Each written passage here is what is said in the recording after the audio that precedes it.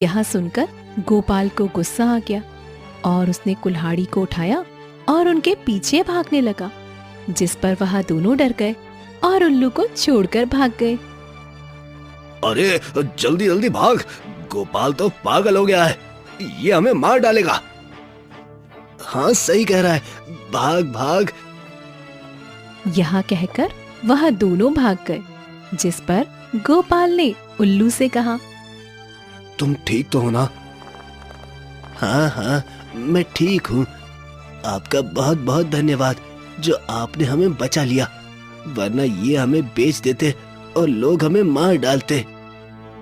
यह सुनकर गोपाल काफी ज्यादा खुश हुआ और लकड़ियां लेकर बाजार आ गया, जहां उसे उसके अच्छे दाम मिले। गोपाल रोजाना इसी तरह जंगल आता। एक दिन गोपाल जंगल में लकड़ियां काट रहा था, तभी उसे बहुत तेज प्यास लगी और उसने कहा, बहुत तेज प्यास लग रही है, पहले पानी पी लेता हूँ, फिर लकड़ियां काटूंगा। वैसे भी अब दोपहर हो गई है। यही सोचकर गोपाल नदी में पानी पीने के लिए गया। तभी उसे नदी में कुछ चमकता हुआ दिखाई दिया, जिससे वह थोड़ा हैरान हुआ। अरे ये नदी में क्या चमक रहा है? यही सोचकर गोपाल नदी में उतर गया और जब उसने उस चीज को उठाया तो वह लाल पत्थर था, जिसे देखकर गोपाल काफी ज्यादा हैरान रह गया। अरे ये तो बहुत ज्यादा चमकीला लाल पत्थर है, जरूर ये बहुत कीमती होगा, मुझे इसे सुनार को बेच देना चाहिए। यही सोचकर गोपाल उस पत्थर को लेकर सुनार के पास आया। सुनार ने जब पत्थर को देखा तो काफी ज्यादा खुश हुआ और मन ही मन कहने लगा, अरे ये तो बहुत ही कीमती पत्थर है, ये इस लक्कड़हारे के पास कहां से आया? इसे बेवकूफ बनाता हूँ। इस पर सुनार ने गोपाल से कहा, मैं इसके तुम्हें बस 10 पैसे दे सकता हूँ। क्या बस 10 पैसे? पर ये तो बहुत कीमती लग रहा है। अरे नहीं नहीं, बस ऐसे ही चमक रहा है, ये किसी काम का नहीं है। अगर किसी काम का नहीं है तो फिर रहने दीजिए, मैं किसी और को बेच दूंगा। यह सुनकर सुनार थोड़ा घबरा गया और बोला, अरे रुको रुको, मैं तुम्हें इसके 20 पैसे दूंगा, अब तो ठीक है ना? यह सुनकर गोपाल काफी ज्यादा खुश हुआ और पैसे लेकर घर आ गया। आज तो बहुत अच्छा सौदा हो गया, काश कल भी मुझे वही पत्थर मिल जाए तो कितना अच्छा होगा। यही सोचकर वह आराम से बाजार गया और अपना सामान ले आया। वहीं दूसरी तरफ सुनार राजा के पास गया। राजा आराम से अपने सिंहासन पर बैठे हुए थे, जिसके पास रानी भी बैठी थी। सुनार को देखकर राजा ने कहा, आओ आओ सुनार, कैसे आना हुआ? महाराज, मैं आपके लिए कीमती पत्थर लाया हूँ। यह कहकर सुनार ने पत्थर को राजा को दे दिया। राजा ने जब उस पत्थर को देखा तो कहा, अरे वाह, ये तो बहुत ही सुंदर है, ये हमारी रानी के लिए हमारी तरफ से उपहार है। यह कहकर राजा ने रानी को पत्थर दे दिया। रानी ने जब पत्थर को देखा तो उनसे कहा, यह तो बहुत ही सुंदर है, मुझे एक और ऐसा पत्थर चाहिए। यह सुनकर राजा ने कहा, ठीक है सुनार, रानी के लिए एक ऐसा पत्थर और लेकर आओ। अगर तुम नहीं ला पाए तो तुम्हें दंड मिलेगा, क्योंकि मेरी रानी को जो चीज पसंद होती है उन्हें वो हर कीमत पे चाहिए होती है। यह सुनकर सुनार काफी ज्यादा परेशान हो गया, क्योंकि उसे नहीं पता था यहाँ आकर वह फंस जाएगा। उसने अपने आप से कहा, हे भगवान, अब मैं क्या करूं? अब तो गोपाल ही मुझे इस मुसीबत से बचा सकता है। और उसने राजा से कहा, ठीक है राजा साहब, मैं आपको कल ऐसा ही पत्थर ला कर देता हूँ। इसके बाद वह अपनी दुकान पर आ गया। उसे कुछ समझ नहीं आ रहा था कि वह क्या करे और क्या ना करे। मुझे गोपाल के घर जाना चाहिए, क्योंकि अगर पत्थर नहीं मिला तो राजा मुझे मार डालेंगे। अब वही कहीं से पत्थर ला आ सकता है। यही सोचकर सुनार गोपाल के पास पहुंच गया, जहां गोपाल लकड़ियां काट रहा था। गोपाल ने जब सुनार को देखा तो उससे कहा, अरे आप यहाँ पर, क्या हुआ? अरे गोपाल, आज जो तुम मुझे पत्थर लाकर दिए हो, क्या कल भी लाकर दे सकते हो? क्या कल? पर आपको वो पत्थर क्यों चाहिए? बस ऐसे ही चाहिए। अगर तुम वो पत्थर ले आओ तो मैं तुम्हें 2 स्वर्ण मुद्राएं दूंगा। यह सुनकर गोपाल काफी ज्यादा खुश हो गया और उसने कहा, हाँ हाँ, क्यों नहीं, मैं वो पत्थर आपको कल सुबह जरूर लाकर दे दूंगा। यह सुनकर सोनार काफी ज्यादा खुश हुआ और वहां से चला गया। अगली सुबह गोपाल उठा और जंगलों के लिए निकल गया। वह काफी ज्यादा खुश था और उसने अपने आप से कहा, 2 स्वर्ण मुद्राएं तो बहुत ज्यादा होती हैं। बस एक बार मुझे वो पत्थर मिल जाए, फिर तो मैं अमीर हो जाऊंगा। इसके बाद वह नदी पर आ गया। नदी पर आने के बाद उसने देखा वहां पर पत्थर नहीं था, जिस पर वह थोड़ा हैरान हुआ। अरे, यहाँ पर तो पत्थर ही नहीं है। अब मैं क्या करूं? थोड़ा अंदर जाकर देखता हूँ।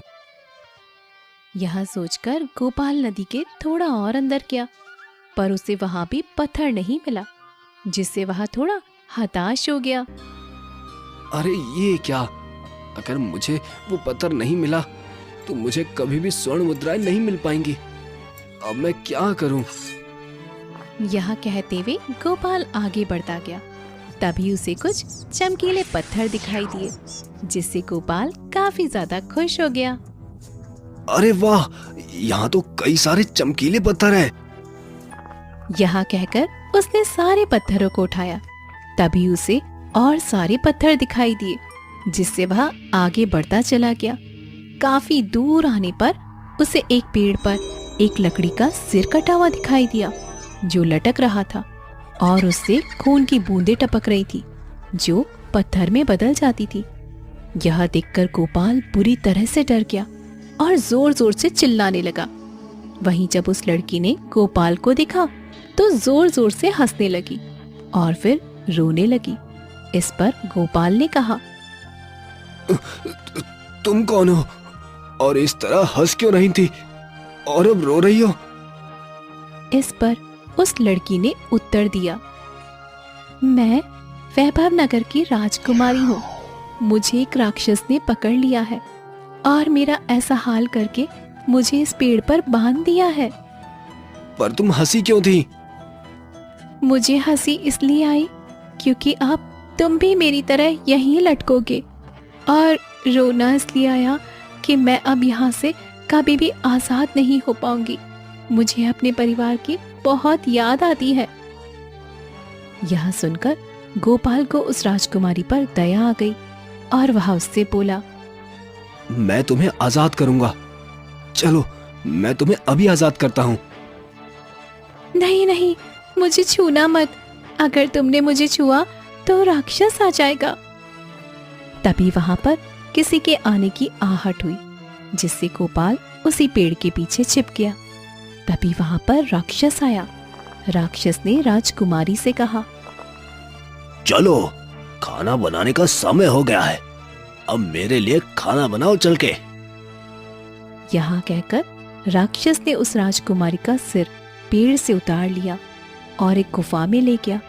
गुफा में लाने के बाद उसने राजकुमारी को जिंदा कर दिया और उससे कहा, मैं हाथ पैर धोकर आता हूँ, तब तक तुम खाना बनाओ। यह सुनकर राजकुमारी काफी ज्यादा दुखी हुई। तभी वहां पर गोपाल आ गया। राक्षस के आने के बाद गोपाल ने राजकुमारी से कहा, आप परेशान मत होइए, मैं यहीं पर हूँ। इसके बाद राजकुमारी ने खाना पकाया, जिससे राक्षस काफी ज्यादा खुश हुआ और उससे बोला, अरे वाह, आज तो तुम मेरी बड़ी आज्ञा मान रही हो। वैसे तो तुम इतनी जल्दी मानती नहीं थी।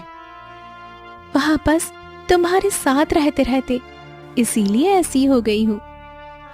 यह सुनकर राक्षस काफी ज्यादा खुश हुआ और बोला, इसलिए तो कहता हूँ तुम मुझसे विवाह कर लो, पर तुम विवाह के लिए तैयार ही नहीं हो। नहीं नहीं, मैं तुमसे विवाह नहीं कर सकती हूँ। ठीक है, मत करो, मैं अभी आ रहा हूँ। अब तुम जाओ, सो जाओ आराम से। यह कहकर राक्षस गुफा से चला गया। तभी राजकुमारी ने थोड़ा भोजन लिया और गोपाल को दिया, जिस पर गोपाल ने कहा, आप भी भोजन कर लीजिए। हाँ हाँ, मैं भी कर लेती हूँ, पर मुझे बचा लीजिए, वरना यह राक्षस मुझे अपनी पत्नी बना लेगा। आप चिंता मत कीजिए, मैं ऐसा नहीं होने दूंगा। अगली सुबह राक्षस फिर से राजकुमारी का सिर काटकर उसी पेड़ पर लटका देता है और उससे कहा, मैं जा रहा हूँ, कोई भी चालाकी नहीं चाहिए मुझे। यह कहकर राक्षस वहां से चला गया, जिस पर गोपाल ने कहा, कोई उपाय नहीं है जिससे मैं इस राक्षस को मार सकूं? हाँ, एक उपाय है। यहाँ से दूर एक बहुत सुंदर महल है, जिसके बगीचे में एक तोता रहता है। उस तोते को अगर तुम मार दो तो यह राक्षस भी मर जाएगा, क्योंकि इस तोते के अंदर इसकी जान है। क्या? उस तोते के अंदर इसकी जान है? ठीक है, पर मैं वहां तक जाऊंगा कैसे? तभी राजकुमारी ने उसे एक अंगूठी दी और उससे कहा, इस अंगूठी को तुम पहन लो, इससे तुम हवा में उड़ने लगोगे और वहां पर जल्दी ही पहुंच जाओगे। यह सुनकर गोपाल काफी ज्यादा खुश हुआ और अंगूठी को पहनकर वहां से चला गया। गोपाल हवा में उड़ता जा रहा था। तभी अचानक बहुत तेज हवा चलने लगी, जिससे गोपाल अपने आप को संभाल नहीं पाया और नीचे उतर गया और इसी हड़बड़ाहट में उसकी अंगूठी नदी में गिर गई, जिससे वह काफी ज्यादा परेशान हुआ। अरे मेरी अंगूठी कहाँ गई? गोपाल जल्दी से नदी में अंगूठी ढूंढने लगा, पर उसे अंगूठी नहीं मिली। तभी नदी में एक सारस ने उसे ऐसा करते हुए देखा और तभी उससे कहा, क्या हुआ? तुम क्या ढूंढ रहे हो?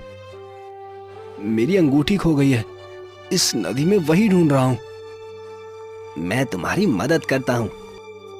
यह कहकर सारस ने गोपाल की मदद की और उसे अंगूठी दे दी, जिससे गोपाल काफी ज्यादा खुश हुआ और उससे बोला, तुम्हारा बहुत बहुत धन्यवाद।